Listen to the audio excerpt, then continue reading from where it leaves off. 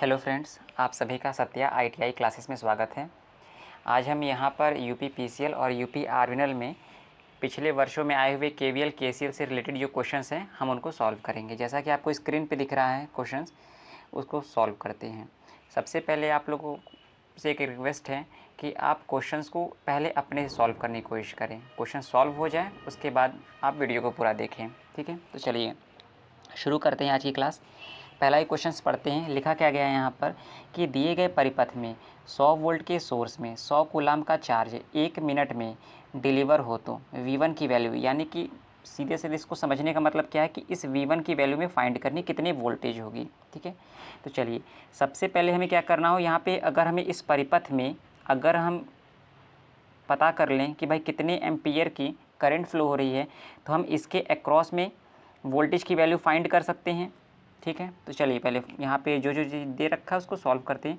Q की value कितनी दे रखी है, 600 कूलाम। समय क्या दे रखा है, 1 मिनट। हम इसको सेकंड में चेंज कर लेंगे, 1 मिनट बराबर 60 सेकंड। तो आई बराबर में क्या हो जाएगा, Q/T। तो Q की वैल्यू है 600 और T की वैल्यू है 60। तो यहाँ से सॉल्व करेंगे तो 10 एम्पियर आ जाएगा।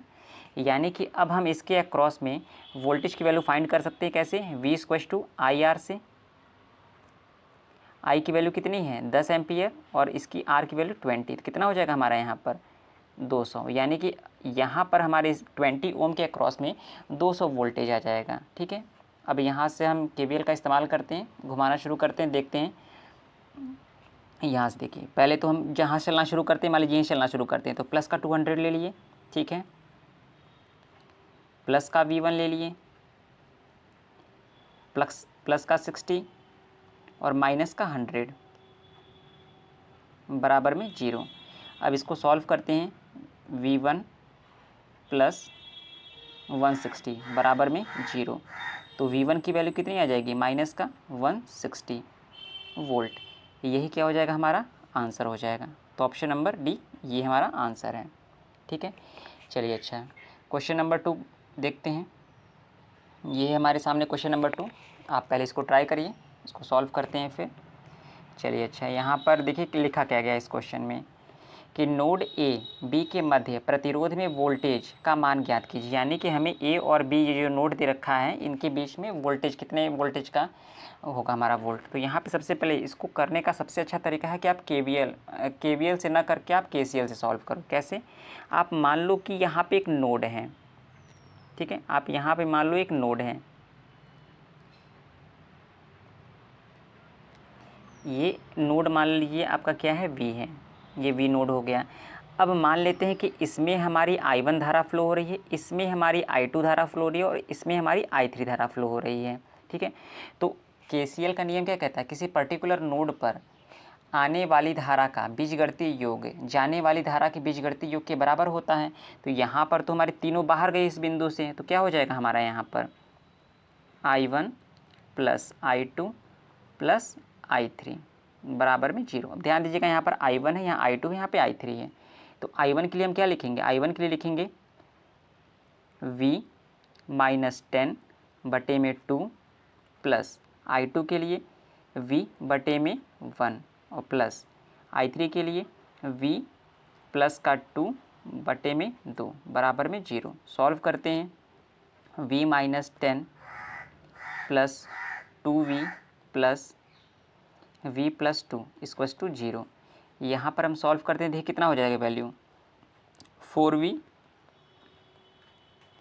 और यहाँ पे माइनस का 8 बराबर में 0। तो V की वैल्यू कितनी आ जाएगी हमारी 2 वोल्ट। तो जो V की वैल्यू इस नोड पे हमारी वैल्यू आई है 2 वोल्ट, यही क्या हो जाएगा, हमारा आंसर आ जाएगा। तो इसमें हमारा कौन सा है, ऑप्शन नंबर ए सही है, ठीक है। चलिए क्वेश्चन नंबर अगला देखते हैं।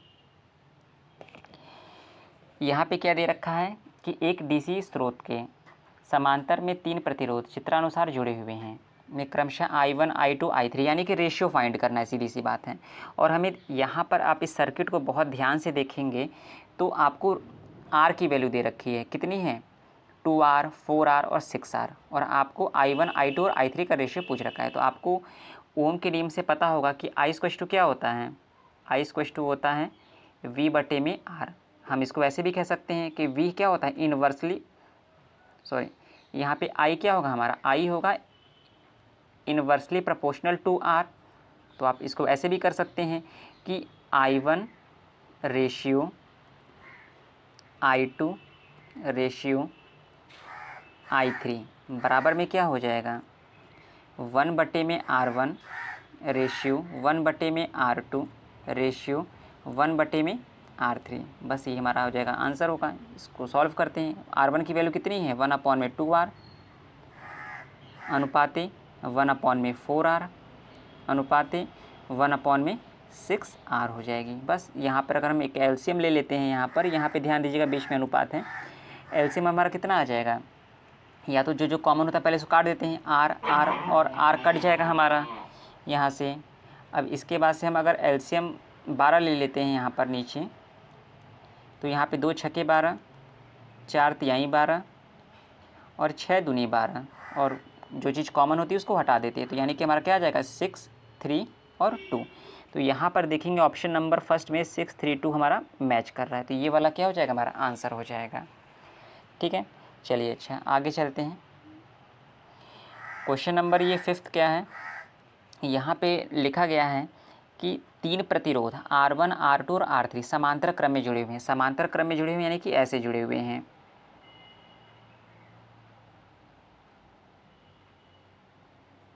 ठीक है, ये चीज़ें, और यहाँ पे मान लेते हैं ये R1 है, ये R2 है और ये R3 है। यहाँ पे पहले से दे रखा गया है कि R1 की वैल्यू बड़ी है R2 से और R2 की वैल्यू क्या बड़ी है R3 से। तो यहाँ पे देखिए सीधे से ये एक थियरी क्वेश्चन है जो है, आप चाहो इसको न्यूमेरिकल में भी लगा सकते हो। तो अगर तुल्य प्रतिरोध पूछा जाएगा तो हमेशा आप ध्यान रखिएगा कि जो सबसे छोटा आपका होगा, यहाँ पर सबसे छोटा क्या है R3 है, जो इसका तुल्य प्रतिरोध क्या होगा हमारा R3 से भी कम होगा हमारा। ये क्या होगा आंसर है। चाहो तो आप इसको न्यूमेरिकल वैल्यू रख के भी पुट करके सॉल्व कर सकते हो।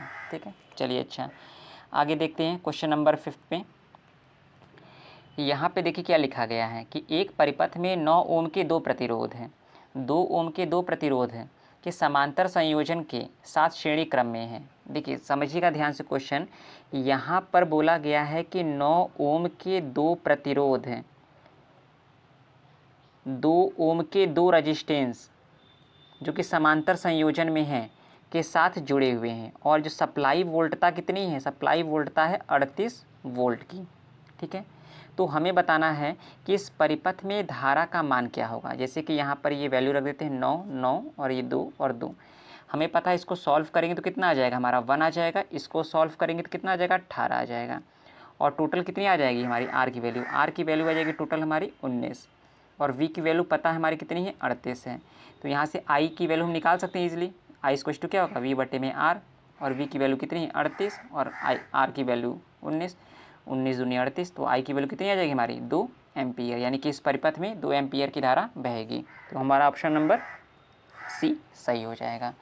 ठीक है, चलिए आज पहली क्लास है इसलिए सिर्फ 5 क्लास करते हैं, फिर आगे देखते हैं फ्यूचर में और भी क्लासेस इस तरह प्रोवाइड की जाएगी। ठीक है, चलिए थैंक यू।